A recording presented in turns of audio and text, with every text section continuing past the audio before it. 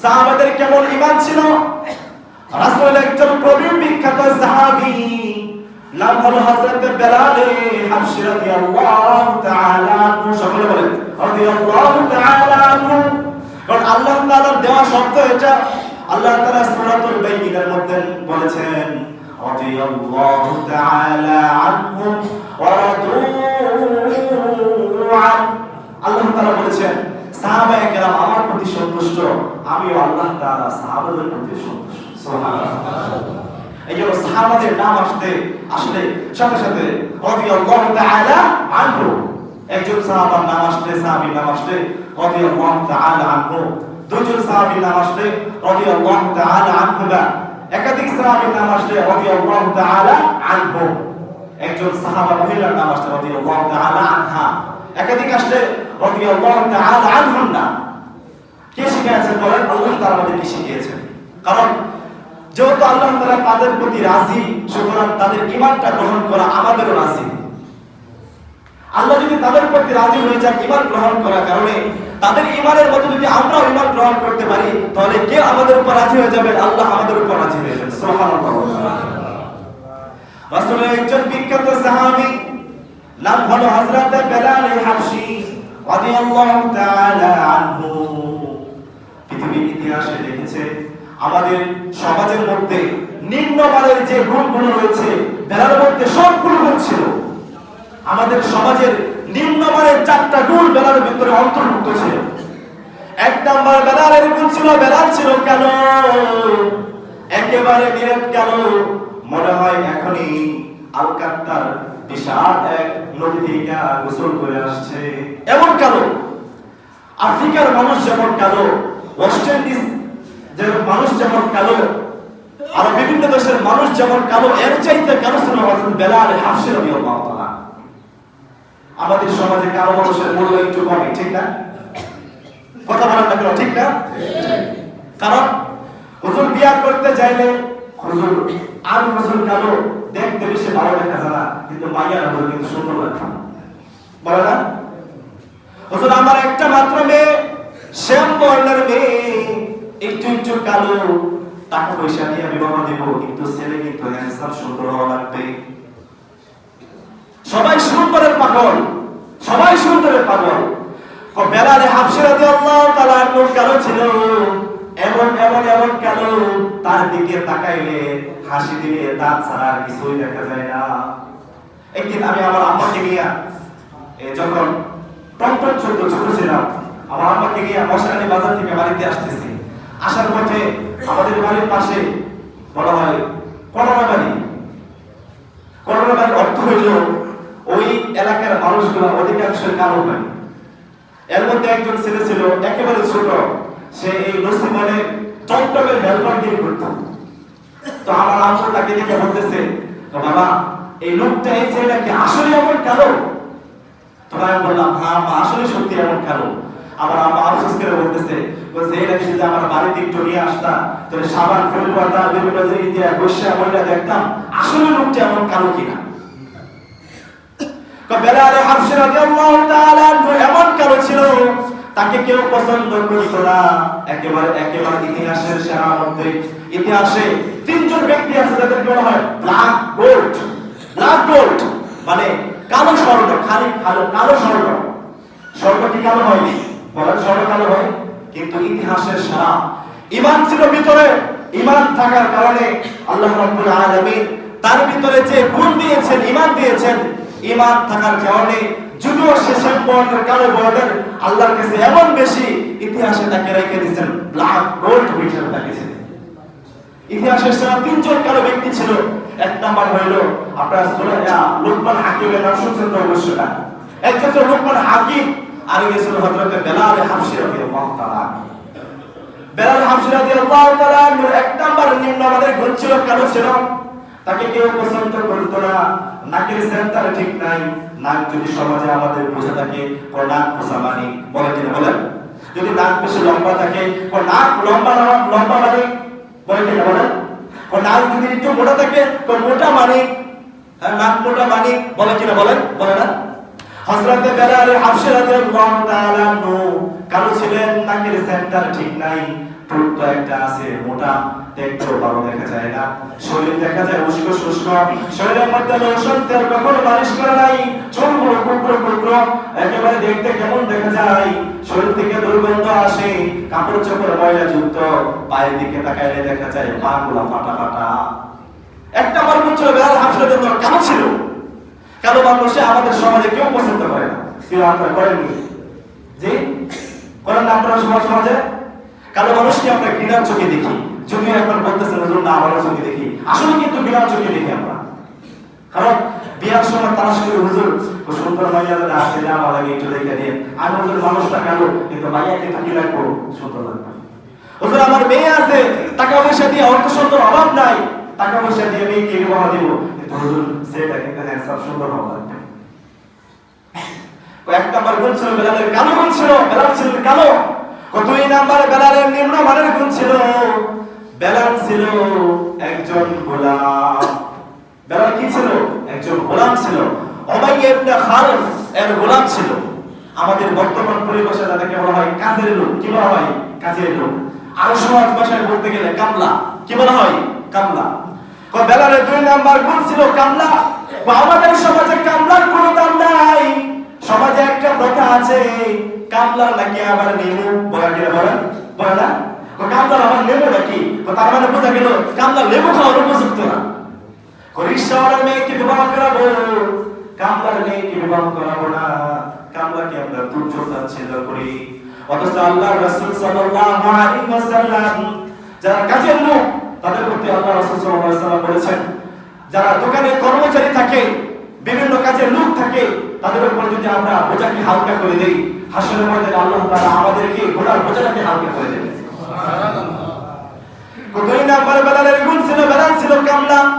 এক নাম্বার গুণ ছিল বেলাল হলো কাইল্লা, দুই নাম্বার গুণ ছিল বেলাল হলো কামলা, তিন নাম্বার বেলালের গুণ ছিল বেলাল ছিল বাওয়াইল্লা। কি ছিল? বাওয়াইল্লা।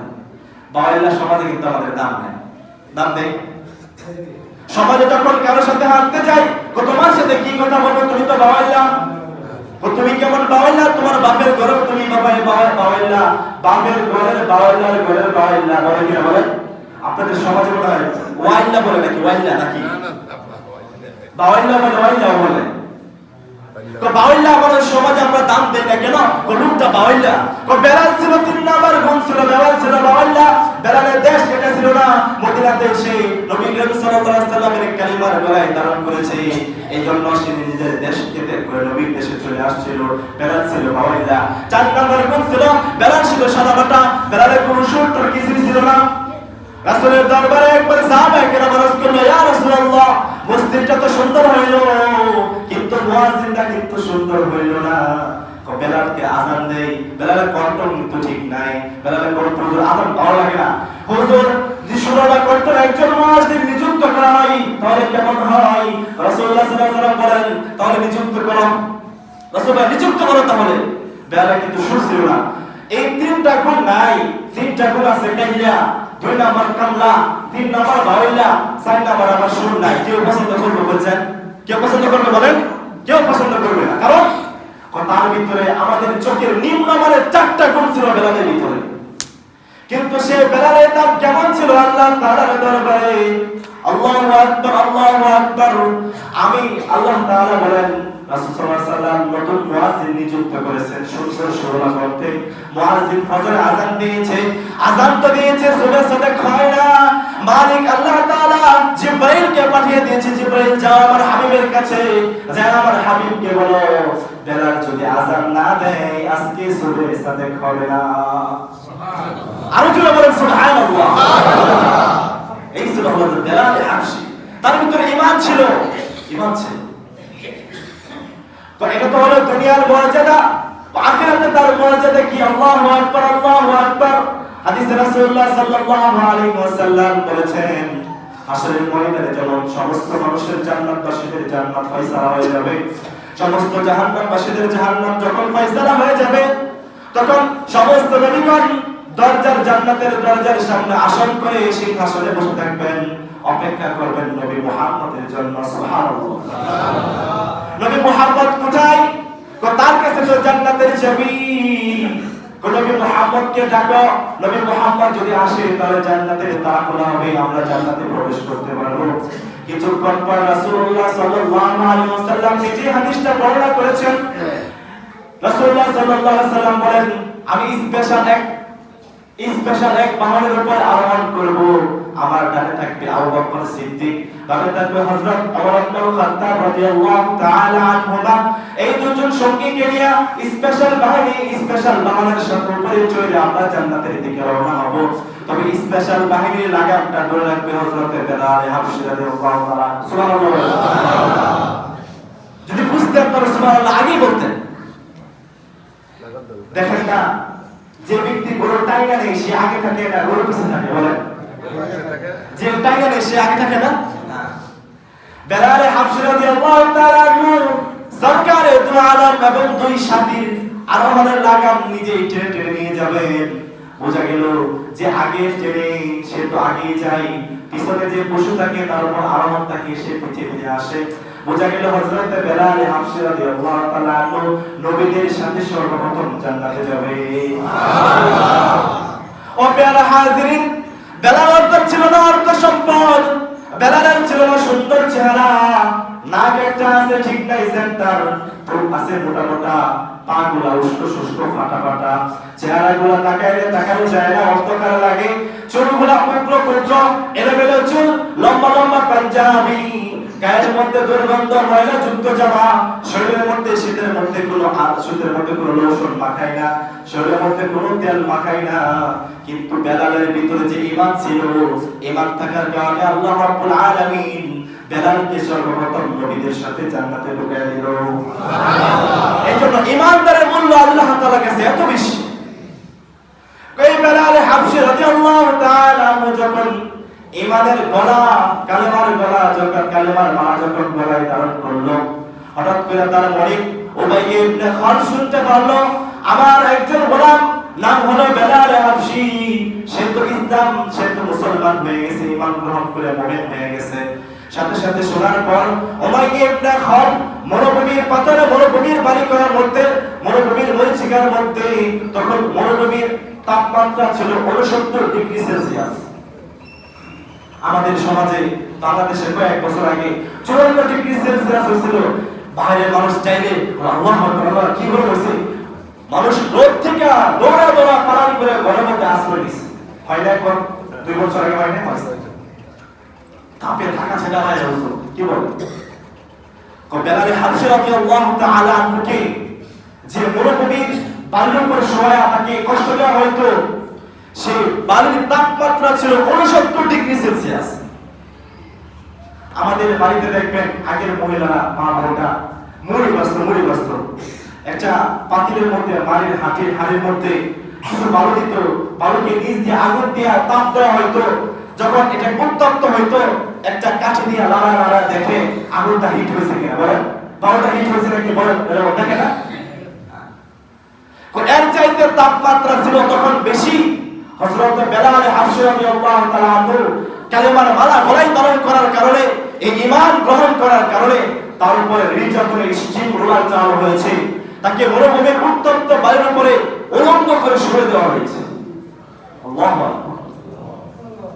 কি পরিমাণ বেলাল কষ্ট সহ্য করেছে। উলঙ্গ করে তাকে মরুভূমি বালুর উপরে শুয়ে দেওয়া হয়েছে, যে মরুভূমির বালুর তাপমাত্রা 69 ডিগ্রি সেলসিয়াস ছিল। তখন লড়াচড়া করে বেলাল বুকের উপর বিশাল এক পাথর, মরুভূমির পাথর একটা বেলালের বুকে রেখে দিল যাতে বেলাল নড়াচড়া না করতে পারে। বেলাল যাতে নড়াচড়া না করতে পারে এই জন্য তার বুকের উপর পাথর রেখে দিল। আবার যখন দিনের বেলা এই শাস্তি শেষ হয়ে যায়, রাত্রেবেলা উমাইয়া ইবনে খালদ আসে, আবু জাহেল আসে, উতবা সাইবা আসে, নিজেদের সমস্ত শক্তি প্রয়োগ করে বেলালকে পিটাইতে বেহুশ করে দেয়। হুশ আসার পরে বেলালকে জিজ্ঞাসা করে, বেলাল তুমি কি ঈমান ছাড়বা, না হয় তুমি মরবা? বেলাল বলেছিল, ঈমান ছাড়বো না কখনো, নিজের জান যদি চলে যায় চলে যাবে, তবুও কোনো পরোয়া করব না, ঈমান চলে যাবে না, ঈমান টিকে রাখবো, নিজের শরীরের সর্বশেষ রক্ত কেন্দ্র করে হলেও ঈমান টিকিয়ে রাখবো। সুবহানাল্লাহ। এই বক্তব্য শোনার পরে আবু জেহেল, উতবা, সাইবা মনে করলো আমরা যে শাস্তি প্রয়োগ করতেছি নিজেরাই ক্লান্ত হয়ে পড়তেছি, কিন্তু বেলাল সেই আহাদ আহাদ বলার জন্য একবারও ক্লান্ত হয় না। আমাদের সমাজে এখন মুসলমানদেরকে ধ্বংস করার জন্য আমাদের দেশে সকলের নিঃশ্বাস গরম আবহাওয়া ছাড়তেছে। মুসলমানদেরকে এই বাংলার ভূমিতে মুসলমানদেরকে বিশ্বাস করার জন্য কিছু বাহিনী ষড়যন্ত্র এবং চক্রান্ত করতেছে। আমরাও কিন্তু বলে দিই স্পষ্ট, আমরাও কিন্তু সে বেলালের হাবসের উত্তর শুনি। যখন আমার ঈমানকে কিনতে আসবা, যখন আমার ঈমানকে হরণ করতে আসবা, এই 90 ভাগ তাওহীদি জনতা বসে থাকবে না, জুতা নিয়ে তোমাকে ঠিক করে সাবস্ক্রাইব করবে। চিন্তা বলে ঠিক কিনা? আমাদের ঈমানকে বেলালের মতো ঈমান বাড়াইতে হবে। বরং জীবনের মধ্যে, শরীরের মধ্যে এক ফোঁটা রক্তবিন্দু থাকা সত্ত্বেও নিজের ঈমানকে কখনো বিক্রি করবো না, ইনশাআল্লাহ। ফিতনা আসবে আহলে হাদিসের ফিতনা, ফিতনা আসবে মাজার পূজারীদের ফিতনা, ঈমান বিক্রি করা যাবে না।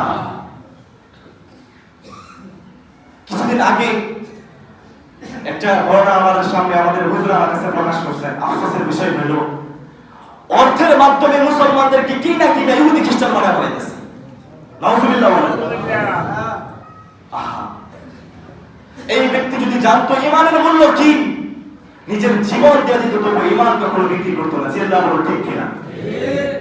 আজকে বিভিন্ন ফিতনা আমাদেরকে গ্রাস করতেছে, আমাদের ঈমানকে গ্রাস করার জন্য বিভিন্ন বাহিনী পরোয়া হয়ে লাগছে আমাদের ঈমানকে হরণ করার জন্য। আমাদের ঈমানের ব্যাপারে আমাদের সজাগ থাকবো তো ইনশাআল্লাহ। আমরা আমাদের ঈমানকে রক্ষা করার জন্য যদি আমাদের শরীরের সর্বশেষ রক্ত বিন্দু দিতে হয়, তাও আমরা দিতে প্রস্তুত আছি, তবু আমরা ঈমানকে ছাড়বো না। চিল্লা বলো ঠিক কিনা? আমাদের ঈমানকে সজাগ রাখতে হবে, আমাদের ঈমানকে সজাগ রাখতে হবে, সতেজ রাখতে হবে। কারণ আমরা হযরতে ইব্রাহিম খলিলুল্লাহর উত্তরসূরি, আগুনে পড়তে পারি, ঈমানকে কখনো ছাড়বো না। আমাদেরকে জেল দিবা, দেও জেল, দেশ থেকে বের করে দেওয়া, বাহির করে দেও, কিন্তু ঈমানকে আমরা কখনো ছাড়বো না ইনশাআল্লাহ। আজকে এখানে সমস্ত মানুষ আল্লাহ তাআলার কাছে ওয়াদাবদ্ধ হন, হুজুর সারা জীবন যতদিন থাকবো, ততদিন পর্যন্ত এই দেহে প্রাণ থাকবে, ততদিন পর্যন্ত ঈমান নিয়ে বাঁচবো, বলেন ইনশাআল্লাহ। আল্লাহ তাআলা আমাদের সকলকেই ঈমান রক্ষা করার তৌফিক দান করুন, এবং যে ঈমান নিয়ে গেলে আল্লাহর কাছে দান পাওয়া যাবে এমন ঈমান নিয়ে কবরে যাওয়ার তৌফিক দান করুন। একদিন আমাদের সময় আসবে যে সময়ে পৃথিবীর সমস্ত বাতিল ফেরকাদেরকে পিটাইতে পিটাইতে আমরা ঈমানদারের কালেমার পতাকা ইনশাআল্লাহ এই বাংলার জমিনে উড়াবো ইনশাআল্লাহ। এক কবিতা বলেছিল, কোন একদিন এই দেশের আকাশে কালেমার পতাকা উড়বে, সেদিন সবাই দুঃখ বেদনা ভুলে গিয়ে আল্লাহর কোরআনের পথে চলবে। ঠিক কিনা বলো? কোন একদিন এ দেশে আকাশে কালেমার পতাকা উড়বে, সেদিন সবাই দুঃখ বেদনা ভুলে গিয়ে কালেমার নিচে আসবে। আল্লাহ রাব্বুল আলামিন আমাদের প্রত্যেককে ঈমানকে সতেজ রাখার তৌফিক দান করুন। আমিন। ওয়া আখির দাওয়ানা আলহামদুলিল্লাহি রাব্বিল আলামিন।